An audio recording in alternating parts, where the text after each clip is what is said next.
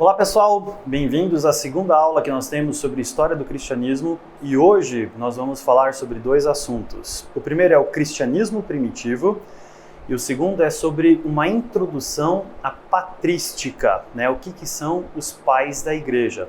Então vamos começar com o cristianismo primitivo.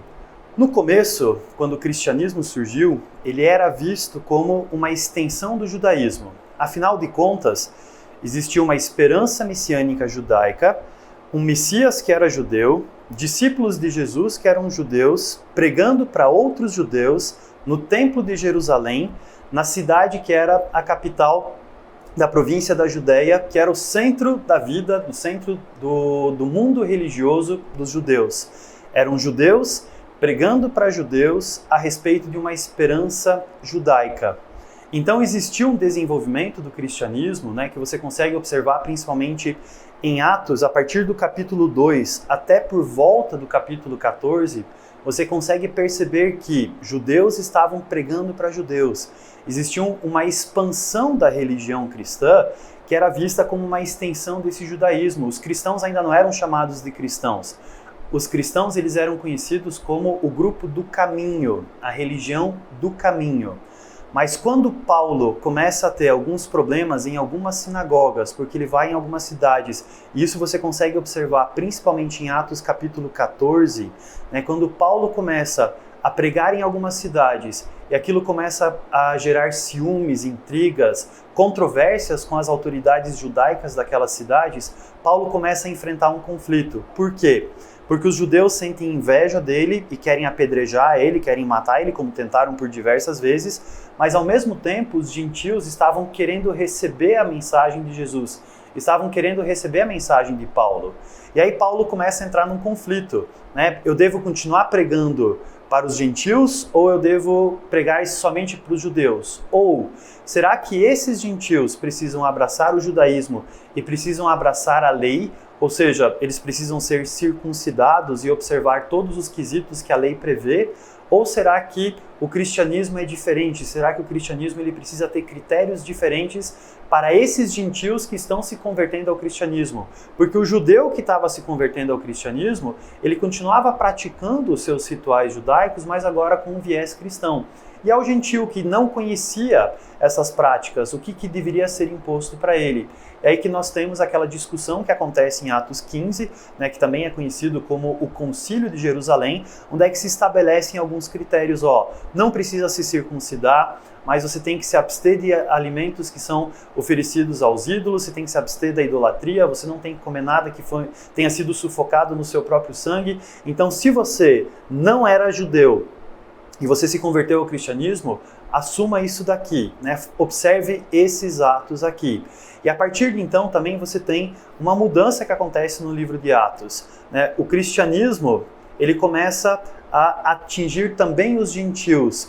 Paulo se torna o apóstolo dos gentios, enquanto que Pedro, que acaba até desaparecendo um pouco depois do livro de Atos, ele permanece como o apóstolo dos judeus. E aí a mensagem de Cristo começa a se espalhar.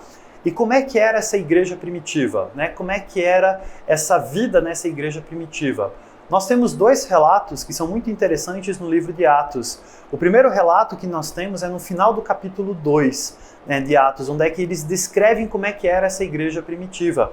Esse relato depois é reforçado em Atos capítulo 4, onde é que você tem um texto que é muito parecido, que reforça mais ou menos as mesmas características que essa igreja primitiva tinha.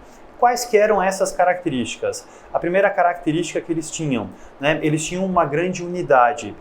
O texto bíblico enfatiza bastante, a união que eles tinham em oração, de serem um só coração, de juntos estarem orando, de juntos estarem trabalhando, de juntos estarem em intercessão.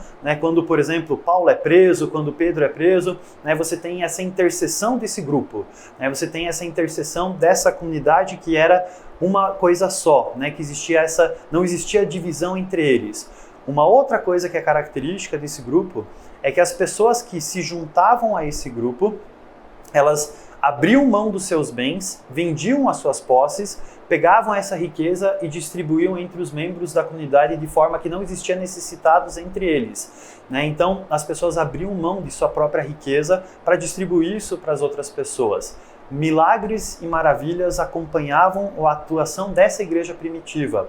E uma das coisas que é interessante você prestar atenção no livro de Atos, se você faz uma leitura cuidadosa do livro de Atos, você vai ver que esses milagres e maravilhas sempre são sucedidos de uma grande manifestação do poder de Deus e de uma grande conversão. Ou seja, os milagres não eram um fim em si mesmo. Esses milagres davam força para a mensagem do evangelho que a igreja primitiva pregava. Então era pregado o evangelho, aconteciam milagres e maravilhas, isso fazia com que as pessoas se maravilhassem com o poder de Deus e se convertessem, agregando mais pessoas para essa comunidade primitiva, para essa igreja primitiva. E um outro elemento que existia dentro dessa comunidade é que ela tinha o respeito das pessoas, ela dava um bom testemunho. Então as pessoas ao redor olhavam para esses cristãos e viam que esses cristãos, eles eram bons, esses cristãos eles eram diferentes, esses cristãos eles eram um grupo que se destacava por sua unidade, por sua bondade, pela atuação que eles tinham dentro da sociedade. E essa igreja primitiva, que é descrita em Atos 2, que é descrita em Atos 4, ela acabou se transformando num arquétipo do que a igreja deveria ser. Cada vez que você tem um movimento avivalista, cada vez que você tem um movimento de uma renovação que acontece dentro de uma igreja, uma tentativa de reforma, normalmente o paradigma que é utilizado é a igreja primitiva. Ou seja, se a igreja atual ela está decadente, ela está fria, ela está com alguns problemas, ela precisa de uma reforma, qual que vai ser o nosso referencial? Para onde nós vamos olhar? Nós vamos olhar para a igreja primitiva e vamos tentar fazer uma reforma de maneira como que nós vivamos da forma como a igreja primitiva acabava vivendo. Por isso que esse cristianismo primitivo ele acaba se transformando nesse paradigma de um cristianismo saudável, de um cristianismo bom. E esse cristianismo dos primeiros séculos, ele vai ter o desenvolvimento de algo que nós conhecemos como patrística. O que é a patrística? Os primeiros líderes da igreja foram os apóstolos de Jesus, E apóstolo, a definição que você tem de apóstolo, diferente de algumas correntes que falam que o apóstolo é o enviado, que determinam dentro dos ministérios diferentes o que é o apostolado, a definição naquele tempo do que era o apóstolo era alguém que tinha tido uma experiência direta com Jesus, alguém que tinha convivido diretamente com Jesus e com os seus ensinos. Então Paulo, por exemplo, ele era conhecido como um ramo enxertado, ou um apóstolo que tinha sido enxertado no grupo dos outros apóstolos que realmente tinham convivido com Jesus, mas Paulo também teve uma experiência sobrenatural com Jesus quando ele estava a caminho de Damasco. Por isso que ele também era considerado como um apóstolo, o apóstolo para os gentios. E esses apóstolos, eles foram os primeiros líderes da igreja. Mas à medida do tempo que esses apóstolos eles foram morrendo, e boa parte desses apóstolos foi martirizado, ou seja, eles morreram por causa da sua fé, outros líderes foram se levantando. E esses outros líderes que sucederam os apóstolos são conhecidos como os pais da igreja. E é o período que nós conhecemos como o período da patrística. O período da patrística é o período que vai da sucessão dos apóstolos, que é por volta do final do século I, do ano 90, transição do ano 90 para o ano 100, até mais ou menos os anos 400, onde é que você tem esse período da patrística, o período onde é que você tem teólogos, líderes de igreja, bispos, autoridades, escritores, cristãos, pensadores, que vão liderar a comunidade cristã nesses primeiros séculos. Esse período é conhecido como o período da patrística.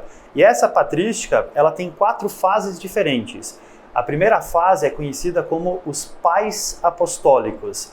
Esses pais apostólicos, a principal intenção deles era organizar a igreja que estava nascendo.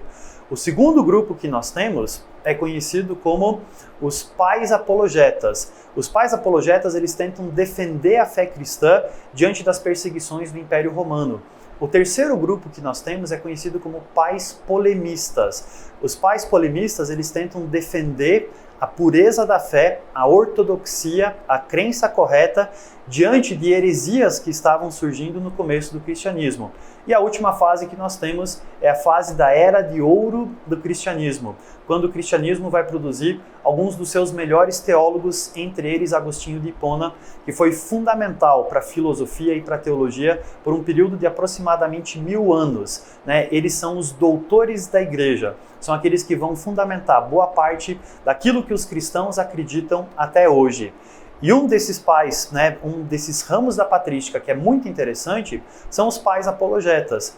Os pais apologetas, eles não escrevem grandes livros, eles não escrevem uma teologia muito profunda, eles não desenvolvem grandes temas. A grande preocupação deles é: a nossa igreja está surgindo e ela precisa se organizar. O que a gente precisa fazer para organizar a nossa igreja? Então a preocupação dos pais apostólicos era organizar a igreja. Normalmente esses pais apostólicos, eles eram discípulos dos apóstolos, ou seja, eles tiveram algum tipo de contato com os apóstolos que conheceram Jesus. E esses discípulos dos apóstolos, eles procuraram organizar a comunidade cristã que estava nascendo, seja através da instituição das regras da ceia, das regras do batismo, das regras da liturgia, como que o culto deveria acontecer, reforçando a autoridade da hierarquia dentro da igreja e organizando essa comunidade cristã. E tem um texto bem interessante que eu deixei no seu material complementar, que é chamado de Didaquê. O Didaquê é um manual catequético do primeiro século. Ele é o manual mais antigo que nós temos fora da Bíblia, que diz como que a igreja deveria se organizar. E tem bastante assuntos interessantes sobre ceia, sobre batismo, sobre como você deve tratar os profetas, como que você pode discernir um falso profeta, nesse texto chamado de Didaquê. Fica a dica para você dar uma olhada lá no material complementar, porque ele é bem interessante. Na próxima aula, nós vamos começar a estudar os pais apologetas, aqueles que defenderam a fé. Mas defenderam do quê? Isso a gente vai descobrir na nossa próxima aula.